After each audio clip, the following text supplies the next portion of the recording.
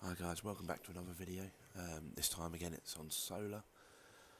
Just wanted to run through an update from my last video on solar of when I was December, January time. For context, I have a 4.8 kilowatt array and a 6.6 battery. Basically through the winter I've been storing up the battery on a cheap rate overnight and using it during the day. Basically that was the cheapest way that I could see during the winter to save some money. However, times have changed, the sun has risen and it's obviously getting a little bit higher in the sky and a little bit warmer. So I'm just going to run through these real quick as a quick recap on December, as you can see here. And this is the figure that we're looking at. 3.5 in a day, 4.2, 3. I won't bother even reading them out. You can see that for yourself. I mean, 5 was reasonable. 2.9, 2.8 again, 3.6. I mean, let's be fair. That is atrocious. 5.5. So okay, we're getting there. We do have a tree line, while I go through this, we do have a tree line to our south. I would say they're probably about 50-60 foot trees, but they are in the distance. So they were blocking the winter sun. I don't have any kind of, let me remember the name. No, I can't remember, but the things that go on the solar panels to stop shading problems. I don't have any of them, which basically you can see I'm suffering even into mid to late January. It's starting to pick up a little bit, but nothing really. I mean, I get the odd day that goes up to nearly 7. I don't know why that's gone all the way there. Let's have a quick look. Rather than just going through it all, I shall start. Where shall I start? Okay. 4th of the 2nd, 1.9. Nothing on the 6th of the 2nd, sorry. And I don't know why. And then all of a sudden I get hit with an 8.6, which for us is really, really good. And then something weird happened. We started getting the 7s, the odd bad day like the 1.5, 8.3. And we were sort of curious as to what was going on. Look outside and you can see that the sun has cleared that tree line. So as from sort of 17th last month, because I'm filming this obviously March 23, and this is the 17th of February 23, and you can see 8.8 of solar. Now to me, and to what we were getting, just blow that up, that's quite impressive. I know we were only getting what, 1.26 at a peak for a small time, but over the course of the whole day, 8.8 kilowatts is roughly what our house uses. So for the first time, apart from the odd one, you know, we're generating as much as we're actually using. Again, close. Then, like I say, something changed completely. 13.7. We had to export. Okay, it was only 0.3 kilowatts, that's nothing. But we were able to do the tumble drying, put the electric heaters on, because mid-February in the UK, in Cambridgeshire, it was still quite cold. So yeah, as you can see. Oh, and also just to add insult, or is that today? I can't remember. That could be today. So ignore that. But yeah, we had enough to do tumbles, electric heating. I even had the fan on upstairs because I work nights. So yeah, it started to get a bit hot with the electric heating. So I put the ceiling fan on just to cool me down a little bit. False economy. But right now I haven't got my feed-in tariff. my seg certificates, so I can't send any to the grid really, so I may as well try and heat the house up as much as I can with electric heating. Again, 11.4, that's more than we use. You know, you get the odd bad day, but again, you know, most of them are around about 5 or above. Again, 10. So finally, our solar system is making sense.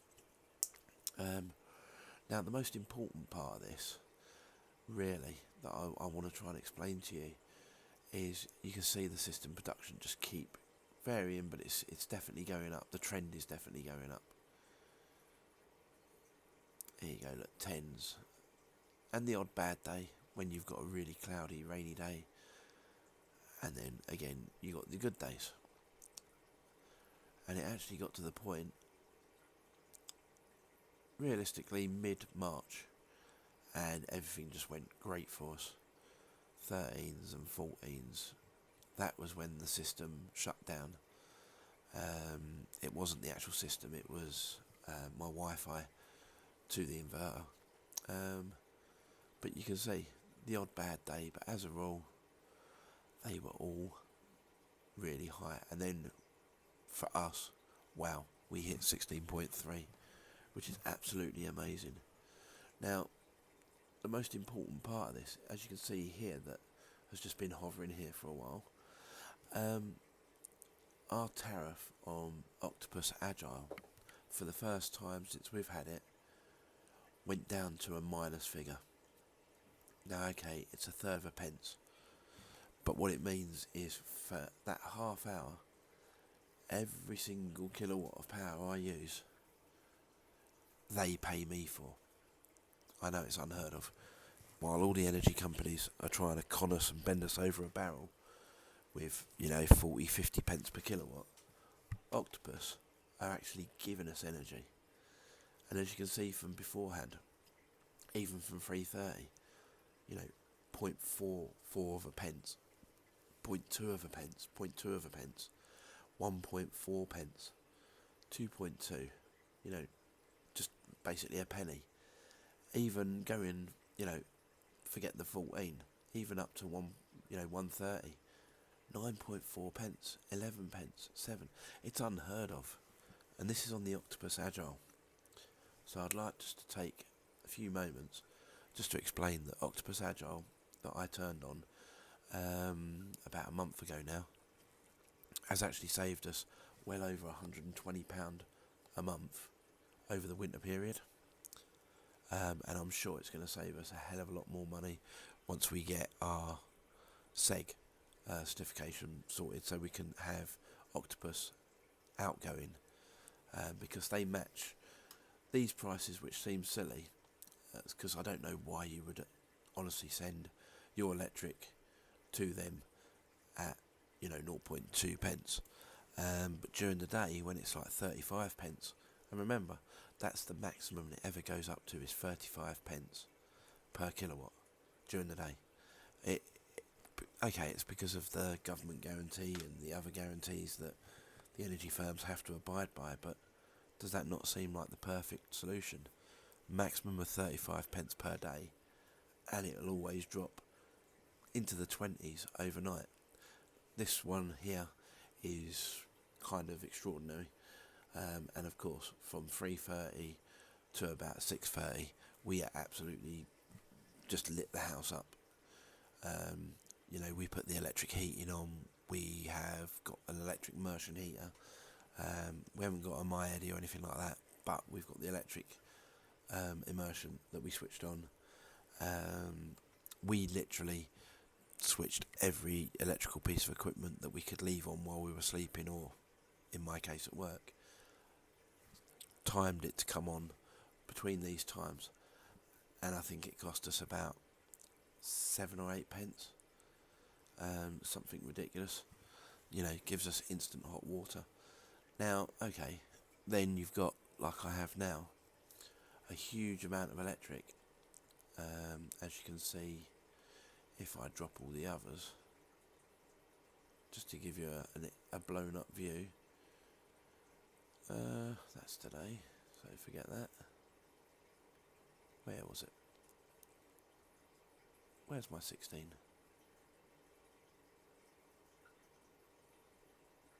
sure I've gone past it. Yep, I've gone past it.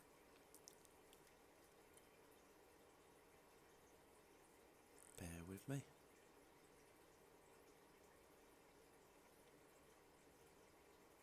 There she is. Right, so if I get rid of these just to give you a blown up view, you can see now that we've got these cloud cover, as you can see here, with all these peaks and troughs. But from about 6:30 in the morning, which is really, really good for, the end of March, it ramps up and up. And we're talking like 3 kilowatts at some point. 3.37 kilowatts per hour. Now remember, we've got an east and west facing array. So, by midday, the sun is hitting both of them. So we can theoretically hit nearly 5 kilowatts. So 3.3 kilowatts is ridiculously good. So yeah, amazed at that. And then obviously it troughs out and ends about, say, 5:30 in the evening. You're getting next to nothing then. But 16 kilowatts. So that's enough to completely power our house. And as you can see by the load consumption, we used as much as we could. Let's get rid of the solar. Actually keep the solar on. The red one. So we were doing the tumbling and the cooking. We pre-done a dinner so that we could heat it up at a later date. A later time. So we only had to heat it there for a small period. Well, why not use the electric while we've got it? Look, you can see the load consumption's 384, but the solar is still 2.6. So we're only really costing us about a kilowatt. So at the 35 pence per kilowatt during the day, if that's the maximum, you're looking at about 35 pence to cook, maybe a Sunday dinner. I'm not sure whether this was Sunday, but you get the point. And then obviously, as we go, like yesterday, I believe, was 15.6. Now, this was this day here on the actual, the tariff, which is why there's a huge amount of imported. That's kind of strange. That should be...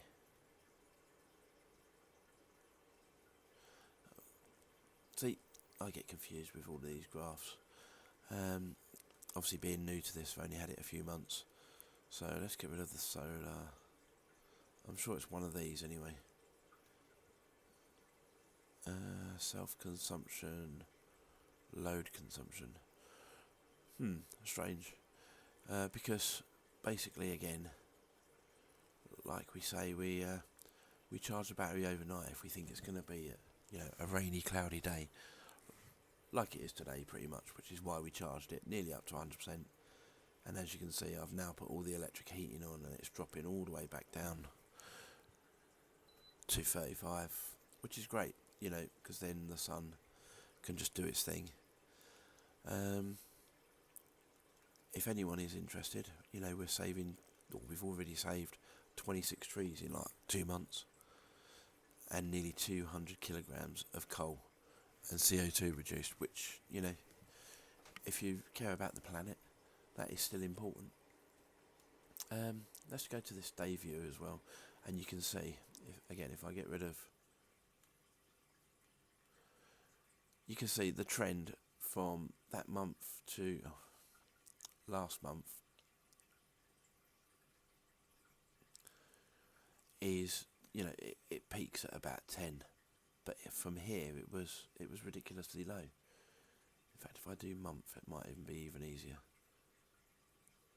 on the solar side. So you can see it's slowly going up, and already this month, with 5 days left, 4 or 5 days left, we've done 200 kilowatts. Last month we did 161, and obviously 74 in January, which is crazy. And obviously December, please don't even get me started about moaning about December again. We did 40 kilowatts. And obviously at the end of November is when we got our system.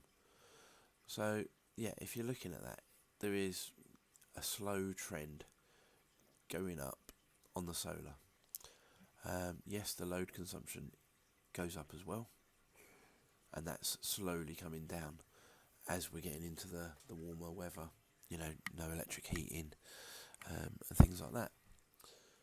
So basically, the year already, we have 438 it's kilowatts, isn't it? Yeah, 438 kilowatts per hour of solar, which for the first 3 months, and it is still winter, I don't think is too bad. Now, if you times that by what you're getting, and you're probably on about somewhere between 36 and 50 pence per kilowatt, you go the high end, 50 pence per kilowatt, you saved £200. Now, that doesn't sound a lot, but that's during the winter, and that's without the savings of, that's just for solar. Then you've got the savings of when you charge the battery up, like here, you charge the batteries up overnight and use them on cloudy days, or when the sun isn't, you know, high enough. And then you're saving, say you're getting these sort of prices, which is about normal, 15, 10p, 17p per kilowatt. Compared to, say, your 47, you're saving 30 pence per kilowatt just by charging your battery up overnight when there's not going to be decent sun. So, all in all, I would say right now solar is a complete success. It took its time to get there, but it is definitely working. I haven't refreshed this for a while, so let me just go ahead and see if it will refresh. See, even on a cloudy day, you can see we're only getting about 600, but that's still 600 watts of effectively free power. Now, like you can see, I've got all of my heating on, draining the battery as much as I can. And I'm importing a little bit, to be honest, so I need to start turning some of that off, because obviously I've only got the 3 kilowatt inverter. So what I can do is just kill some, just to make it a little bit more economic. So yeah, that's all turned off now. So when that refreshes, it won't go instantly, because let's be fair, this Grow Watt dashboard is the worst part of solar. I swear by Grow Watt, to be honest.